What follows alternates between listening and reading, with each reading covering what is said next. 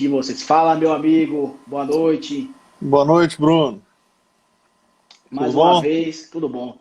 Mais uma vez estou aqui dizendo o quanto o seu trabalho é importante. Estava fazendo aqui um apanhadozinho e o quanto eu estou honrado em ter você aqui hoje para tratar desse assunto que é tão difícil para os advogados, que é tão difícil para essa parte mesmo da advocacia que sabe muito de lei e muito pouco de gestão. Essa é a grande dificuldade da gente. E quando a gente começa a dar os primeiros passos na advocacia, surgem esses problemas que a gente vai crescendo, vai realmente ganhando dimensões e contornos maiores e a gente acaba se perdendo nesse quesito que é a gestão. Eu queria que você se Ah, apresentasse, queria passar a palavra para você e dizer que é mais uma vez uma honra estar aqui com você. beleza. Primeiro agradecer, né, Bruno? Seu convite aí. Para mim é uma honra também participar. Nós que já tivemos a oportunidade aí de desenvolver um planejamento, desenvolver um trabalho junto. Então, isso é muito importante, né?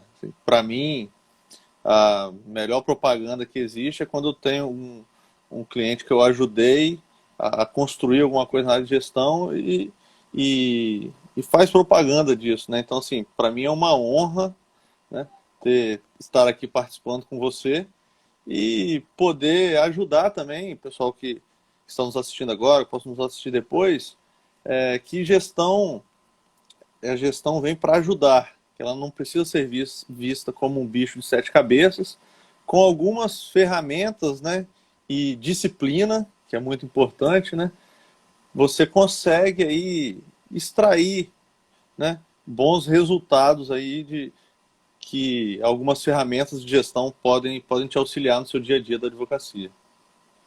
Perfeito, meu amigo.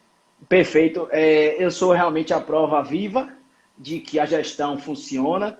Eu sou e fui cliente, além de ser amigo, cliente de Eduardo, e realmente mudou completamente a minha visão da advocacia no sentido financeiro, que a gente consegue hoje ter noção do o nosso tamanho, como a gente vai trabalhar futuramente, visando, obviamente, a saúde financeira do escritório. Porém, sem mais delongas, hoje eu sou apenas coadjuvante, você é o ator principal. Vamos lá, meu amigo. Não, O que é vamos lá. planejamento estratégico? Para quem não sabe, comece aí dizendo o que é. Beleza. Você até me pediu, né? Se apresenta aí, eu até acabei Exatamente. pulando. Vou falar de maneira bem simples aqui. Eu trabalho com consultoria e treinamento na área de gestão, com foco em planejamento estratégico e gestão financeira, muito focado em escritório de advocacia. Então, o que eu trouxe aqui para compartilhar com vocês hoje, a convite do Bruno, é falar sobre planejamento estratégico e gestão financeira. Então, entrando agora, Bruno, o que é o planejamento estratégico, né? Eu gosto de fazer o comparativo. Planejamento estratégico, a gente pode comparar ele como um GPS, que a gente está tão acostumado a utilizar no carro, ou qualquer deslocamento que você vai fazer numa cidade que você não conhece muito bem, ou até na nossa própria cidade mesmo, quando tem um endereço que você não conhece, você vai lá no GPS, a gente tem usado muito o Waze hoje, né? O que você faz? Você coloca o destino que você quer chegar e o GPS, o aplicativo, seja lá qual for de navegação, ele te dá algumas opções de caminho para você chegar lá. Então, você pode ter algum problema no meio do caminho, mas o GPS vai te auxiliar, vai corrigir, vai recalcular a sua rota, mas vai te ajudar a chegar no seu destino. Então, vamos trazer isso para a gestão, para dentro do escritório, né, de advocacia. Primeira coisa, para o advogado, gestor, né, o que ele espera da sua advocacia? Aonde que ele quer chegar com a sua advocacia? Então esse é o pontapé inicial, porque às vezes você vê muitos advogados trabalhando, batalhando, o cara ali todo dia pegando firme, trabalhando 10, 12 horas por dia, na maioria das vezes, assim, apagando incêndio, ou até mesmo fazendo algumas atividades ou tarefas que não vão mudar muito o resultado dele, ou não vão levar ele muito longe. Então, primeira coisa, o advogado, o gestor advogado, precisa ter essa dimensão, essa ideia. Aonde que ele quer chegar? Eu estou advogando para quê? Né? Então, ele tendo essa ideia, o planejamento estratégico vai auxiliar ele a traçar os objetivos. Então, por exemplo, quero ser, o advogado quer ser o maior escritório trabalhista do Nordeste, por exemplo, chutando aqui. Então, em cima disso, então ele já sabe que ele quer ser o maior da área trabalhista do Nordeste. Então, em cima disso, a gente vai traçar os objetivos, o que ele precisa fazer para chegar lá. Né? Então, aí o planejamento estratégico ele pode ir desmembrando. Né? Primeiro você tem o objetivo macro, aí você elabora um plano de ação, elenca indicadores, que é uma parte assim, muito importante do planejamento estratégico, é você ter indicadores. Né? Não adianta só você definir os seus objetivos. Você tem que elencar indicadores que permitam que você vai poder acompanhar ao longo do caminho. Então, o planejamento estratégico é um conjunto de ações que vai te auxiliar a alcançar o seu objetivo. E por isso que é necessário você ficar sempre atento aos indicadores para fazer possíveis correções na rota, fazendo paralelo aí com o GPS. Perfeito, Eduardo. Foi exatamente isso que você me falou logo quando a gente começou a bater um papo, que eu vi o seu trabalho pela internet, assisti uns cursos seus e você realmente tratou exatamente dessa forma. Você me disse que era um GPS. Primeiro você me perguntou o que é que você pretende ser, Bruno, o que é que você acha que você é hoje. E eu te falei, embora eu trabalhe com outras áreas, mas o meu foco é a previdência. Eu sou um advogado previdenciarista de carreira. Então, eu sigo isso. Essa é a minha meta de vida. Esse é aquilo que eu realmente adotei para exercer a minha profissão. E você falou, velho, você precisa contratar um associado, você precisa realmente estar tirando esse peso de você das outras áreas para que você possa seguir com esses indicadores nessa linha aqui que o GPS vai indicando. Foi justamente isso. E depois que eu fiz isso, a gente contratou a doutora Isabela para o nosso escritório e realmente a gente alavancou de uma forma assim extraordinária, porque eu fiquei muito mais dentro da Previdência, aprofundei mais e ela veio com todo o gás inicial para poder realmente dar dinamismo àquilo que algumas vezes falhava, obviamente, porque estava sobrecarregado. Bruno, pegar um gancho aí no que nós tivemos oportunidade de trabalhar junto, até para explicar, pode ser que ajude aí o pessoal que está nos assistindo. Uma dor muito comum do advogado, principalmente dos advogados que estão em início de carreira, não definir uma área de atuação. Né? Ele fica sendo ali sempre um generalista. Existem os prós e os contras, né, de você ser generalista. Mas para a organização, para a gestão, para a definição dos seus objetivos, principalmente quando você não tem uma estrutura muito grande, porque um escritório generalista ele precisa de muito braço, né? Muito mais braço. O Nelson Williams, por exemplo, que tem um enorme braço. E aí, quantos mil advogados ele tem, né? Exatamente. E isso eu vejo que é uma dor de muito advogado iniciante, não seja iniciante recém-formado não, mas que esteja abrindo um novo escritório, ele às vezes tem receio de definir a área de atuação. Aí eu sempre falo assim com meus alunos, meus clientes, não tenha medo de declarar que você atende tal nicho. Isso não quer dizer que você vai deixar de atender uma outra especialidade se a oportunidade aparecer para você. Você não está fechando porta. Só que quando você define uma área de atuação, você consegue montar sua estratégia em cima daquela área. Vamos pegar seu exemplo. Você se posiciona como um advogado especialista em direito previdenciário. Você tem o seu perfil, você gera conteúdo, né? Você gera conteúdo de valor para os seus clientes, para quem te segue, na área de direito previdenciário. Então, Perfeito. Fica mais fácil, né, você dimensionar, né, você enxergar o seu objetivo e traçar as ações para alcançar. Então, é uma coisa que eu sempre falo, assim, quando você define um nicho, não quer dizer que você está fechando porta. Você só vai focar mais em determinada área de atuação. Perfeito. Ó, tivemos uma pergunta aqui de Gabriel Pinheiro. Se posicionar como especialista e atuar como generalista, seria isso? Depende eu entendo que depende do que você quer ser como advogado. É possível ser especialista e generalista? Sim, eu sou um caso disso, que sou previdenciarista e hoje meu escritório comporta outras áreas por especialistas associados. E aí sim, eu consegui ser hoje especialista Bruno e o escritório generalista. Mas depende de como você quer traçar seu caminho. Muito bem, depende de como você quer se posicionar. Aí a gente volta no planejamento, aqui nos objetivos, que a gente traça os objetivos a curto, médio e longo prazo. Dentro de um ano, o seu escritório quer ser reconhecido como? Como que você enxerga daqui a 3, a 5? Você vai fazer, você vai gradativamente, você vai mudando, né, com o passar do tempo, assim que você vai alcançando os seus objetivos, você vai criando outros objetivos. Perfeito. E um ponto importante nessa questão de nicho, né, aí a gente traz até aquela ferramentazinha que a gente usou lá também, que é o Canvas. No Canvas a gente tem um campo lá que é para parceiros-chave.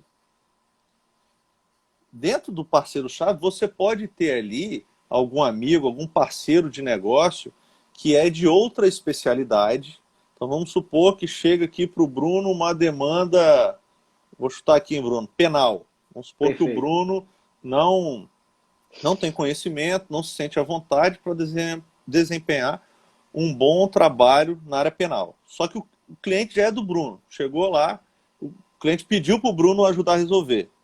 Se o Bruno já tem um parceiro de confiança, especialista na área penal, eu acho que faz mais sentido o Bruno indicar esse cliente para o seu parceiro, e aí é uma forma que você fortalece aí o seu network e vai ter possibilidade de ser uma mão, a gente espera que seja sempre uma parceria mão dupla, né?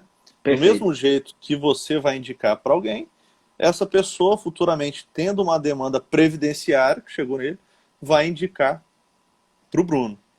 Porque se você não se especializar com uma estrutura pequena, não estou dizendo que generalista aqui não tem certo e errado. O problema é que com estrutura pequena é difícil você abraçar todas as áreas do direito.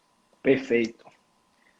Vamos dando seguimento aqui ao script que a gente montou, certo? Você meio que já respondeu a importância do planejamento estratégico com toda essa resposta à primeira pergunta. E aí, meu amigo, eu vou entrar agora, adentrar um tema que eu sentia que somente essas pessoas poderiam fazer planejamento. Eu levava as coisas assim, achando que eu não era capaz de fazer pelo meu tamanho. Hoje a gente está migrando de um escritório pequeno para um escritório médio. Nós vamos ficar de médio porte, assim que acabar a nossa reforma. Enfim, o planejamento. Agora vamos entrar no planejamento financeiro. Só os escritórios grandes que podem fazer planejamento financeiro, só eles que têm capacidade ou isso é possível para qualquer advogado. Bruno, completamente perfeito para qualquer advogado. Ainda mais isso aí é um tema que eu gosto bastante de finanças. Existem também, mais uma vez, né, ferramentas que podem auxiliar, e primeira coisa é quebrar aquela barreira. Né? Eu já cansei de ouvir advogados falando, não sou bom com números. Nunca estudei números. Não, ou então Eu assim, repetia isso. não gosto de números. Não é que eu não seja bom, não gosto. Tenho uma aversão a números, fazer cálculo, não sei o que, esse negócio não foi feito para mim. Só que vocês são gestores. Então não existe um gestor tomar conta de um negócio, que a gente tem que enxergar a advocacia como um negócio. Aqui nós estamos usando ferramentas da gestão empresarial aplicadas na advocacia, né? Sem entrar naquele mérito lá da atividade econômica da advocacia. Mas precisamos enxergar a advocacia como um negócio que precisa faturar todo mês, um negócio que tem conta a pagar e um negócio que tem que dar lucro. Como que um gestor, um advogado gestor, porque muita gente não se enxerga como gestor, mas a partir do momento que o advogado, um advogado autônomo, ele tem atividades de um gestor. Ele é gestor do negócio dele, o negócio dele é ele. Mas se ele não tiver a cabeça de gestor, ele vai se dar mal, ele vai quebrar, vai acumular dívidas. Então, primeira coisa é esse paradigma.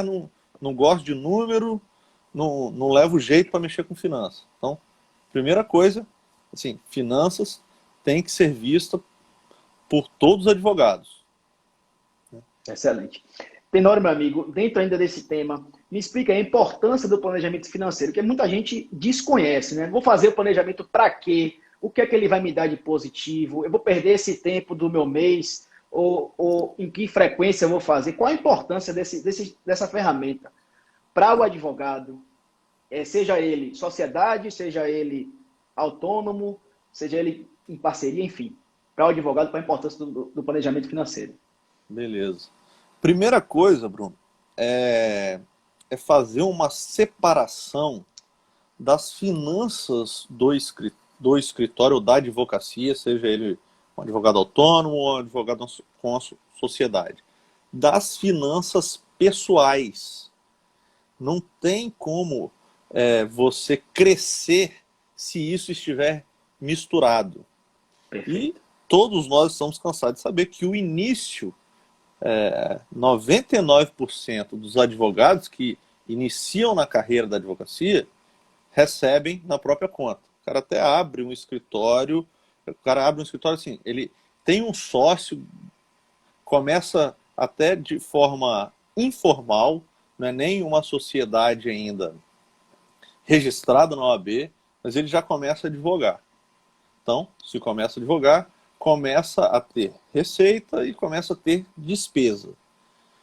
Então, imagina uma sociedade, né? Vamos imaginar 2 advogados que estão trabalhando assim. E aí as finanças estão parte na conta de um sócio, parte na conta de outro. E tudo na conta pessoa física. Daqui a pouco ele não vai saber o que ele gastou ali, que ele foi almoçar no final de semana com a família e gastou, ou que ele foi no cinema, gastou com as despesas do escritório, né? Então isso é muito, esse é ponto de partida das finanças. Você separar o que é do escritório com o que é do advogado. Aí por isso já pego um gancho aqui em outro quesito da gestão financeira, que é definir um prolabore para o advogado, para o sócio, né? E aí muita gente fala, mas pô, início de carreira, não tem como tirar prolabore. Pode ser que você esteja num momento que não vai te proporcionar isso, mas você já tem que ter isso em mente, e nem que seja, estou começando, eu tenho como me manter aqui. Coloque nem que seja um valor irrisório do seu prolabore, se você tem uma reserva para se manter. Mas só para aquilo ali ficar no seu radar, que aquela quantia é o valor fixo do sócio. Exatamente. Porque ninguém sobrevive também recebendo mês sim, mês não, um dia tem dinheiro, outro dia não tem. A vida do advogado e a vida pessoal vai virar uma loucura, né? Então, você precisa fazer esse... É lógico, não estou dizendo que é fácil, principalmente para quem está começando. Mas é uma disciplina que, se você começa desde o início com essa mentalidade, você vai ter menos problema lá na frente. Porque o que acontece com a maioria da turma? Mistura tudo e o escritório vai crescendo. Aí vem aquela bola de neve. Aí o negócio está crescendo, entra mais gente. Aí, na hora que precisa separar isso aí e organizar, dá um trabalho enorme. Aí você vai perder tempo, né? Você está preocupado, fala, tem que reservar um tempo aqui. Se não fizer uma organizaçãozinha básica no início, para consertar depois é muito pior. Verdade, meu amigo. Eu pratiquei esse erro na pele, senti isso. eu misturava tudo realmente. E quando eu comecei a fazer o planejamento financeiro, quando eu fui realmente fazer o diagnóstico, o DNA, a investigação do meu escritório da saúde financeira, eu percebi que em diversos meses eu fui negativo, sem saber. E que eu não podia ter comprado uma coisa que, para o escritório, assumido um compromisso a mais. Em diversos meses não funcionou. E o planejamento financeiro me ajudou realmente. Eu corri atrás do contador para criar o meu CNPJ, virou a Sociedade Unipessoal de Advocacia, que, para quem não sabe, o advogado ele pode ser sócio sozinho, isso não é um impeditivo. E eu fui, busquei e acabou que a separação veio naturalmente e hoje a gente já consegue enxergar com outros olhos essa parte financeira. Graças a meu amigo aqui, Tenório, que clareou as ideias. E como você sentiu na pele, Bruno, uma coisa vai mascarando a outra, né? Exatamente. Você acha que você está ganhando dinheiro ou você está gastando pouco, você não consegue saber qual que é a situação do escritório e a situação pessoal, né? Exatamente. Quando eu fui vendo, não estava ganhando, era quase nada. E depois que eu organizei, que eu vi que realmente agora sim, estou vendo números que demonstram que tem meses que são zerados, ok, mas tem meses que ganhei e por aí vai. Mas vamos lá, vamos continuando. Quais são os maiores erros cometidos pelos advogados no planejamento financeiro? Ou seja, não é antes do planejamento, não é isso? É durante o planejamento, quando ele já tem um planejamento em mão, seja através de um consultor, seja através por conta própria, quais são os maiores erros que eles praticam? Beleza. Dois nós já falamos aqui.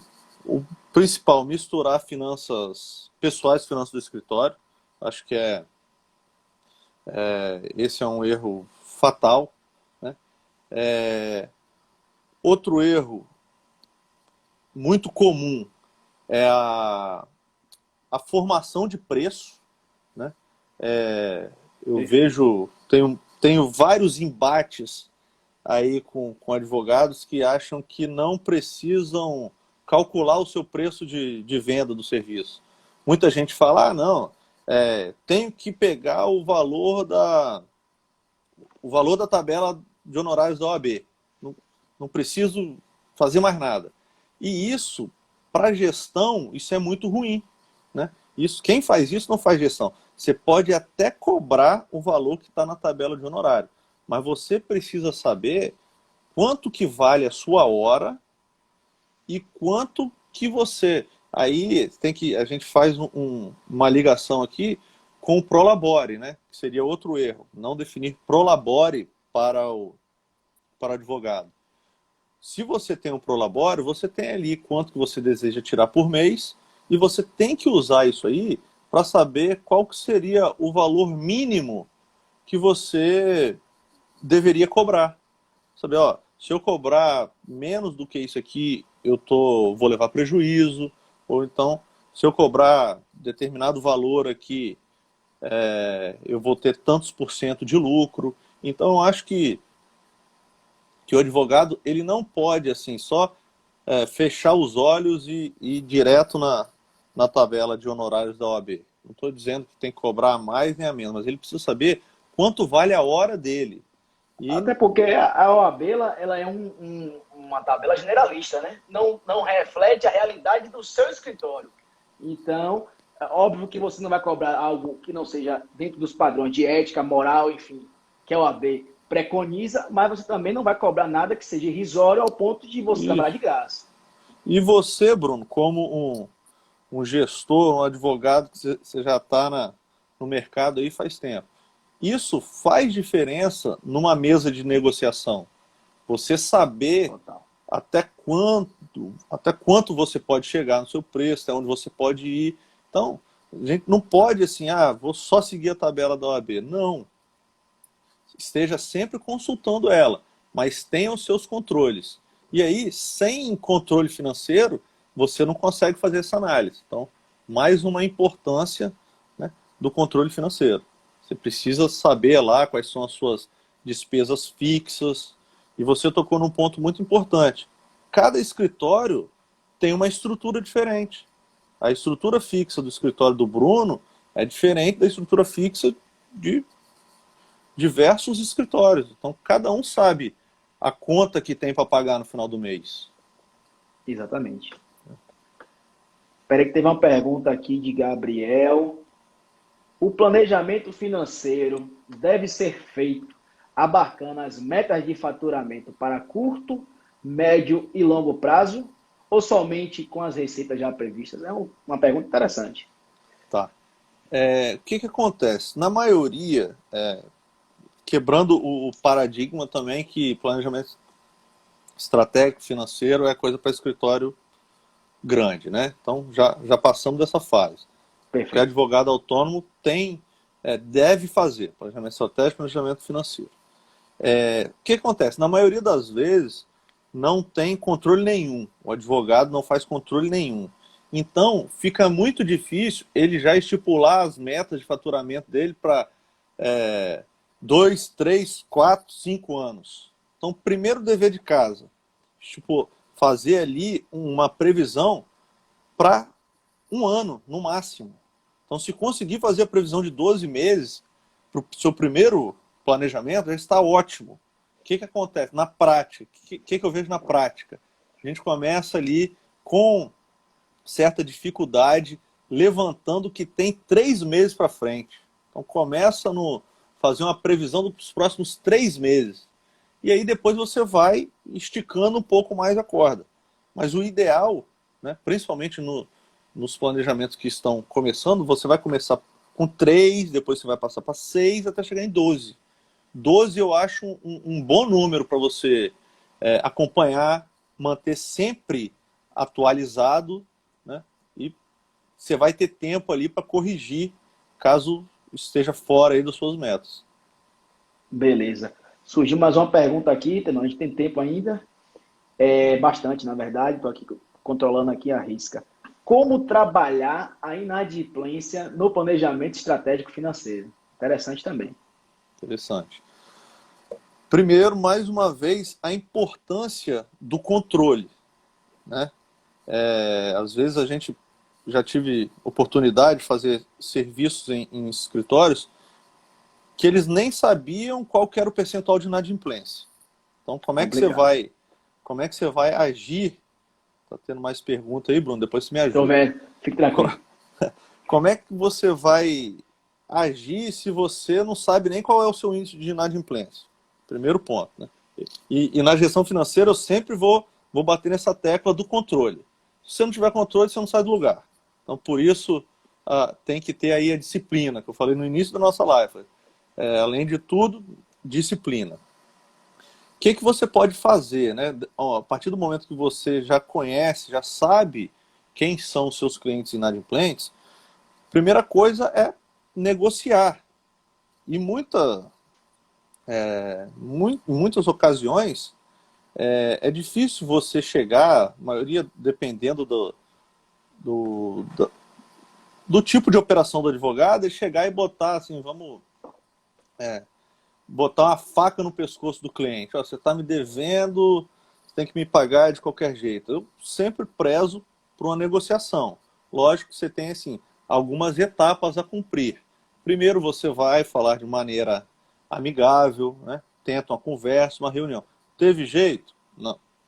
Então vamos partir para outra etapa. Vou dar uma notificação extrajudicial ainda, tentando contornar uma situação.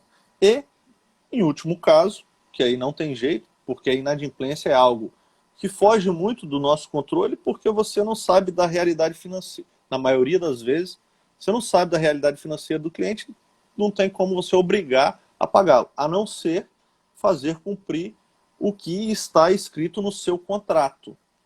Perfeito. E aí, uma coisa vai puxando a outra, né? Aí a importância de você formalizar toda a sua prestação de serviço através de um contrato. Porque eu já vi várias situações, advogados que começam a trabalhar sem sequer ter um contrato assinado. Então, se tiver algum problema, ele consegue comprovar que prestou serviço? Consegue, mas vai dar mais trabalho. Então, o que é o certo? Vamos estabelecer aqui uma relação profissional, onde eu vou prestar um serviço para você? Então vamos fazer um contrato.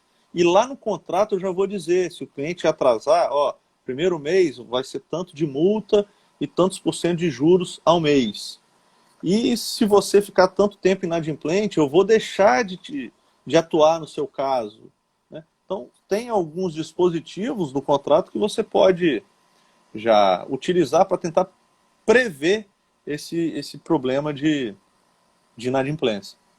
Perfeito, meu amigo. Aqui no escritório a gente controlou da seguinte forma, né?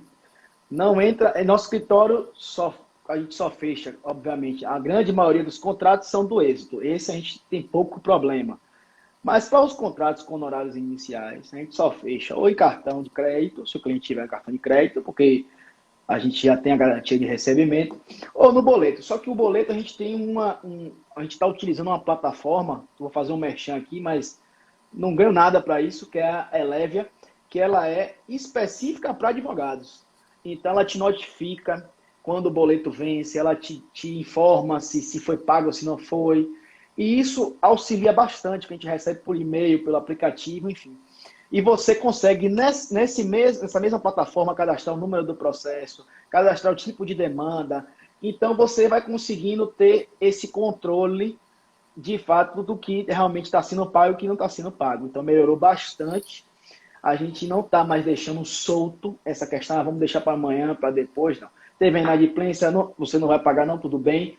Enviamos a notificação, como você mesmo mencionou. Se não obter resposta em 30 dias, já ajuizamos a execução do contrato. É rapidinho, é muito tranquilo. E, Beleza.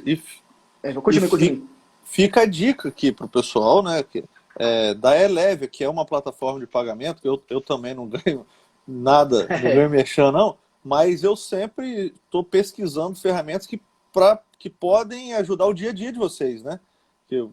Minha ideia é que vocês implementem ferramentas de gestão para gerir melhor o escritório. E a Elevia é que ela é específica para advogados, né? Então ela conhece já sabe como que o negócio na advocacia funciona. Então, só complementando, que eu acho que vale a pena quem estiver nos assistindo dar uma pesquisada também. Perfeito. Essa pergunta de Walter, ela já está no nosso script, ela seria a próxima pergunta. O advogado, ele pode fazer sozinho o planejamento financeiro ou ele necessita de uma ajuda de um profissional para fazer esse planejamento? Eu vou além. Ele pode fazer sozinho ou ele necessariamente tem que contratar também um profissional financeiro para auxiliar? E se ele precisa de um profissional externo para implementar? Pronto, eu fui além para você abarcar isso aí. Beleza. Como, Bruno, na maioria das vezes, a gestão financeira não é, de praxe, uma especialização do advogado. Então, ele pode implementar sozinho? Se parar para estudar, sim. Eu acredito que sim. Eu tenho, né? Agora eu vou fazer o meu merchan, né? Eu tenho curso de gestão financeira e curso de planejamento estratégico online, que eu ofereço ali para quem gosta de estudar e fazer sozinho. É possível? Vai aprender as diretrizes, os conceitos básicos da gestão financeira e planejamento estratégico e tem tudo para colocar a mão na massa. Só que se você tiver condições de ter ao seu lado algum profissional que já tem uma experiência com isso, você certamente vai ganhar tempo, né? Tem muita coisa que um advogado vai ficar quebrando a cabeça sozinho, que uma assessoria ou uma mentoria, uma assessoria especializada pode auxiliá-lo. Então, é tudo questão de tempo, né? De você colocar na balança. Eu acho que vale a pena eu investir um pouquinho para ter o meu tempo focado totalmente aqui, pensar na advocacia, pensar no meu negócio, pensar como que eu vou conseguir mais cliente, ou não, eu tenho uma carga horária que me permite aí que eu estude sozinho e coloque a mão na massa. Eu acho que existem os dois cenários. É tudo aí questão de situação financeira e profissional de cada um. E eu tento auxiliar aí dos dois lados, né? Com o curso online e com as mentorias e minhas consultorias. Perfeito. Toledo está perguntando aqui, vocês indicariam alguma plataforma financeira para quem está começando? Eu utilizei bem no início, antes de adquirir o Conta Azul, eu utilizei uma planilha do SAGE ADV. ele tem essa, é completo, inclusive, você vai colocando todos os seus gastos fixos, os variáveis, enfim, a gente vai montando direitinho e ele já calcula automaticamente todas essas questões. Dá para fazer um planejamento financeiro dentro desse sentido, antes de usar o Conta Azul, mas você deve conhecer mais do que eu dessas plataformas, e pode indicar aí para meu amigo Toledo. Eu, assim, não deixo a planilha de fora dessa conversa, não. Eu sempre utilizei sistema de gestão financeira, mas como eu sou da área de finanças, tem algumas coisas que eu gosto de exportar do sistema e fazer algumas análises separadas, mas aí é algo mais específico. Mas, o que acontece? Na maioria da turma que está começando, às vezes fica receoso em investir. Então, primeira coisa, fala, não tem dinheiro para investir. Aí começa usando uma planilha. Então, aqui a observação a planilha ela vai te atender até certo ponto. À medida que o seu negócio for crescendo, que as informações forem tomando corpo, vai ser praticamente impossível você usar uma planilha Excel. E aí, à medida que o escritório vai crescendo, você vai ter uma equipe. Não vai ser você só fazendo a gestão do seu escritório. Então, você vai ter que atualizar um dado, passar para alguém que vai te ajudar. Aí, como é que você vai fazer essa planilha? Vai botar no Drive, vai botar no Dropbox, vai mandar por e-mail? Aí já começa a ter alguns riscos aí que podem corromper uma planilha, ou então mexeu numa fórmula, aí atrapalhou toda a visão de determinado ponto para frente. Então, planilha ajuda, mas eu acho que tem que ser algo temporário. E até por essa facilidade aí com diversas startups que existem no momento, antigamente era um sistema de gestão financeira, era caro, né? Você tinha que investir aí, sei lá, menos de R$ 5.000, há uns 10 anos atrás, aí você não comprava nenhum sistema financeiro. Hoje, está muito mais acessível. Você pode ter aí, a partir de R$ 50 por mês, ou até menos, você consegue ter uma mensalidade aí de um sistema financeiro online, né? Então, eu acho que vale muito a pena, né? Se você está vendo o seu escritório como negócio, vale muito a pena você investir um pouquinho num sistema de gestão. E eu gosto muito, né, Bruno também já sabe, eu gosto muito do sistema chamado Conta Azul, né? Utilizo ele desde o início, gosto muito, ajuda muito. E existem também diversas ferramentas, diversos sistemas de gestão jurídica que também já estão melhorando cada vez mais o seu módulo financeiro. E aí a gente pode falar do SAGE ADV, a gente pode falar do EasyJur, podemos falar do Astria, que é da Aurum. Então, assim, nós temos uma gama de sistemas aí. Eu tenho gostado ultimamente, tenho visto alguns clientes usando o da Aurum e tenho achado, tem atendido legal. Então... Verdade. Eu uso o da Aurum como sistema jurídico para o escritório. E utilizo o Conta Azul para a questão da parte financeira. E gosto muito dos dois. E estou usando agora o Elevia. Na parte de cobrança, né? Na parte de cobrança, por conta dessas facilidades que o Elevia vem trazendo para a gente, que é os advogados, né? Porque é uma plataforma específica para o advogado, de cobrança para o advogado. Então, você tem toda uma facilidade. Vamos dar andamento aqui. Eu queria, meu querido Tenório, que você me citasse algumas etapas do planejamento financeiro, porque muita gente desconhece, né? Como é que a gente inicia, como é que funciona na prática essa questão de planejamento financeiro. Beleza. Eu acho que a base é você... As duas primeiras coisas que a gente faz na maioria das implementações na gestão financeira é, primeiro, separar, que nós já falamos, contas pessoais, contas do escritório. Segunda, categorizar todas as despesas. E aí a gente chama de plano de contas.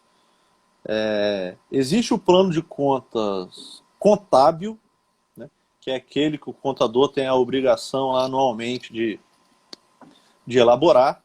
Só que existe uma derivação desse plano de contas, que é o plano de contas gerencial, que ajuda muito na estrutura do seu planejamento financeiro. Então, antes de você sair apontando suas despesas e receitas, você precisa fazer um levantamento, que a gente chama de plano de contas, que nada mais é de uma categorização de todos os movimentos financeiros. Então você vai falar, quais são as possíveis entradas de receita no meu escritório? Só pode entrar receita de honorário advocatício. Não, eu cobro consulta, então pode entrar uma receita de consulta. Pode entrar uma receita de alguma sucumbência que eu vou receber. Então você vai listando quais são as possíveis formas de entrada. Eu posso pegar um empréstimo no banco, vai entrar dinheiro na minha conta. Beleza, empréstimo é uma outra entrada. Da mesma forma, você categoriza também todas as saídas, né? E aí, provavelmente, a lista vai ser um pouco maior, onde você vai listar, eu vou segmentar aqui todas as minhas despesas referentes à minha estrutura fixa. Então eu tenho aluguel, condomínio, pagamento de internet, se eu alugo uma impressora, por exemplo, um serviço de limpeza. Então, tudo que está relacionado com sua despesa fixa vai entrar em determinada categoria. Eu vou ter uma outra categoria lá que são despesas variáveis. O que entra ali?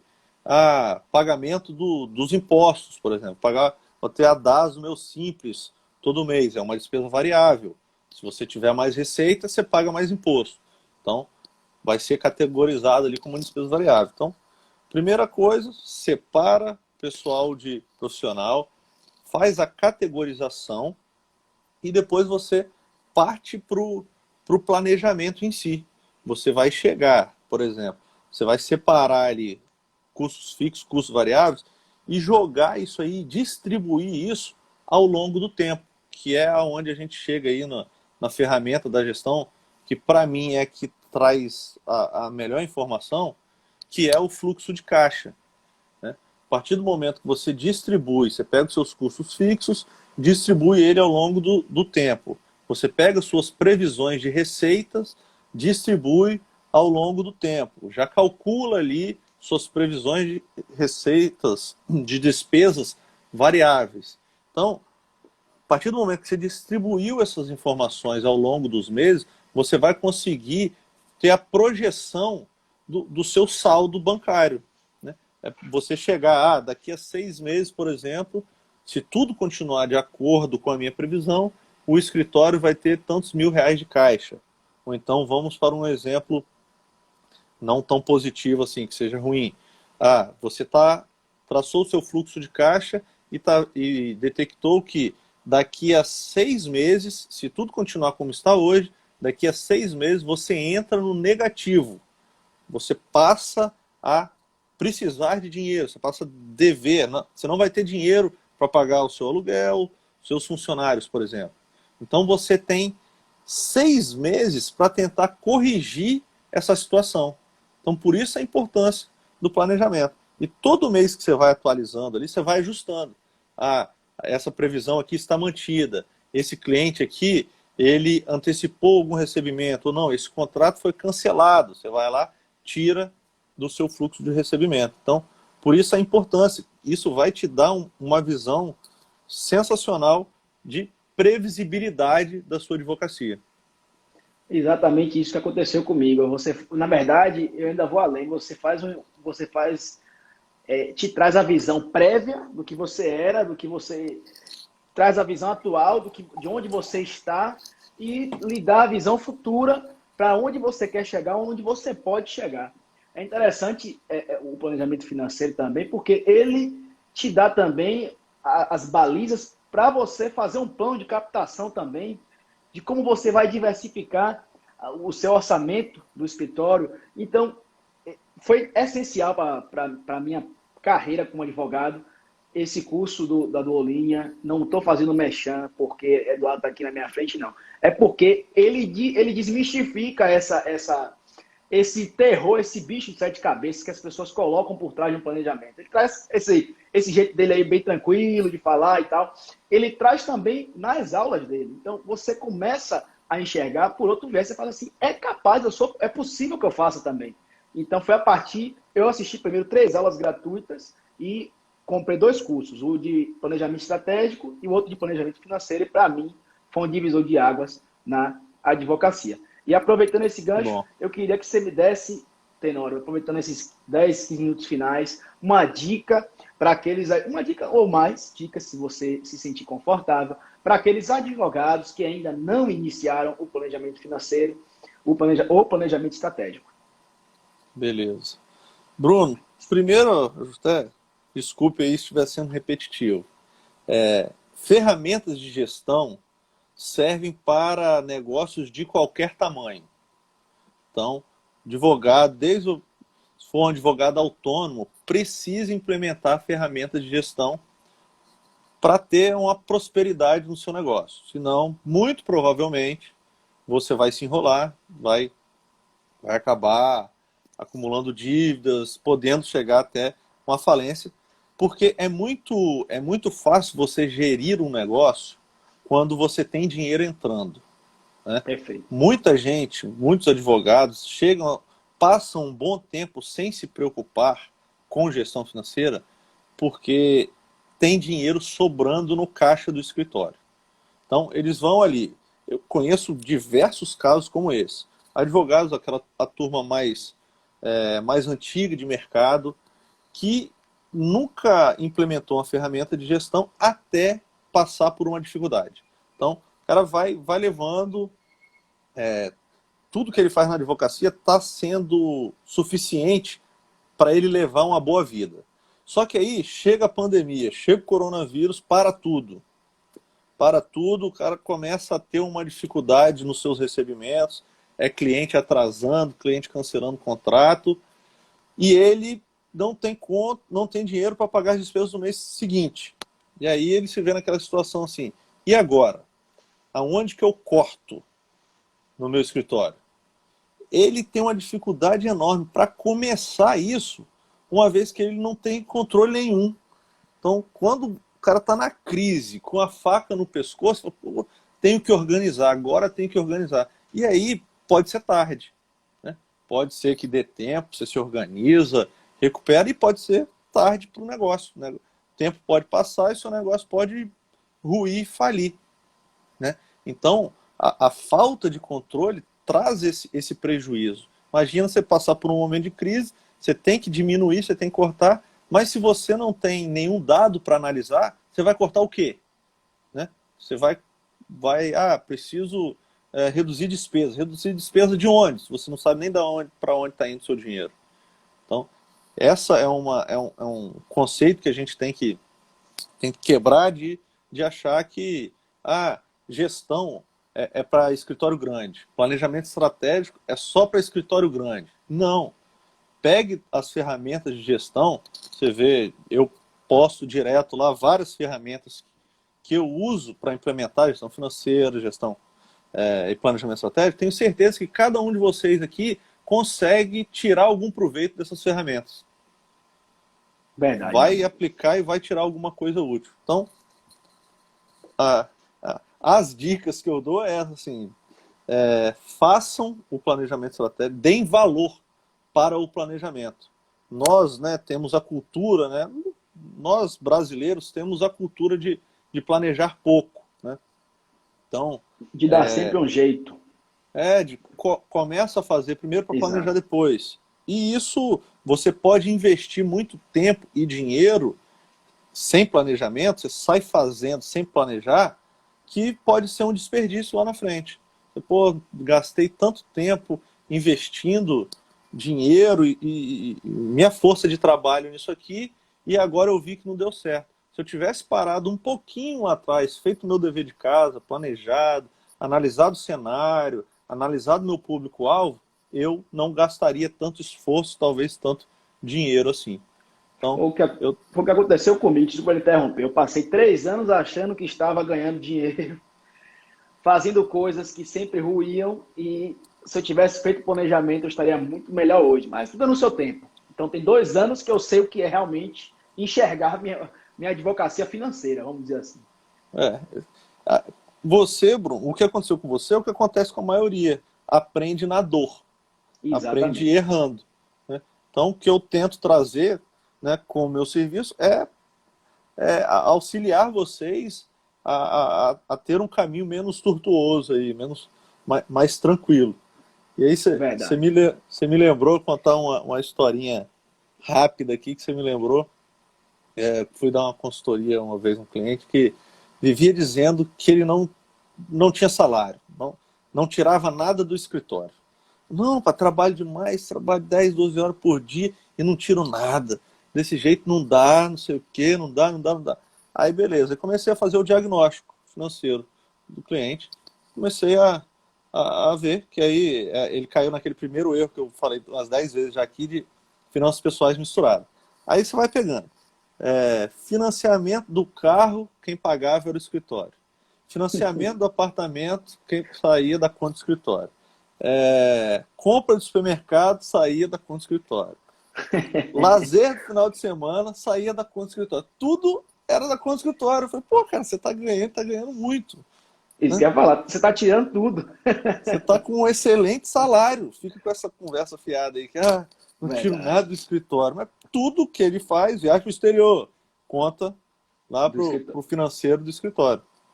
Então por isso a importância, que a gente falou lá no início também. Define um prolabore, né? Define um prolabore, tem meses que não vai dar? Beleza, deixa no planejamento. No mês que tiver uma situação melhor, paga esse prolabore atrasado e, tendo um bom resultado, que eu espero que todos vocês tenham, combine ali qual a periodicidade fazendo distribuição de lucro. Vou distribuir lucro todo mês? Não, vou distribuir de 3, 6 meses. 6 meses, aí depende muito do negócio, da dinâmica de cada escritório. Perfeito. Meu amigo, estamos chegando ao fim. Eu queria realmente agradecer a sua disponibilidade. Eu sei que você é um cara com tempo corrido. Você é um cara que realmente é bem requisitado. E eu queria agradecer, porque esse tema era um calo no meu sapato e você me ajudou a desmistificar esse universo que eu pintava como monstro e que hoje a gente passa até a... Eu não gosto, vou dizer para ser sincero, eu prefiro escrever, mas a gente sabe da necessidade e a importância que tem que fazer. Então a gente tem que fazer o que tem que ser feito. Exatamente. Até, Bruno, só te cortar aqui, Beleza. de repente, você não precise ficar fazendo isso sempre, mas você precisa Exato. saber como que é feito e quais as informações você vai extrair dali para fazer a sua gestão. Perfeito. Uma vez Então, que você sabe, você vai saber como cobrar. perfeito. Futuramente eu pretendo terceirizar essa parte e fazer isso que você acabou fazendo aí. Apenas revisar o que foi feito. Apenas acompanhar o que foi feito. E dar um palpite ali e outro acolá. Mas de qualquer sorte, agradeço. Quem não conhece Tenório, siga lá, Duolinha Consultoria. Quem puder se inscrever no curso também. É um curso Maravilha. excepcional, maravilhoso. As aulas não são longas, mas o conteúdo é denso e é profundo. Certo, meu amigo? Obrigado mais uma vez. E até a próxima, se Deus quiser. Bruno, eu que agradeço aí também a oportunidade, o convite. Eu acho que foi muito bom, né? Muito bom poder te ajudar e não vamos ficar só nessa live, não. Vamos depois Vamos. resgatar outros assuntos aí que eu acho que é legal, que essa troca de experiência nossa, o pessoal chega, pergunta, acaba agregando para todo mundo. Verdade, meu amigo. Um abração, boa noite e valeu. Boa noite, um abraço para todo mundo.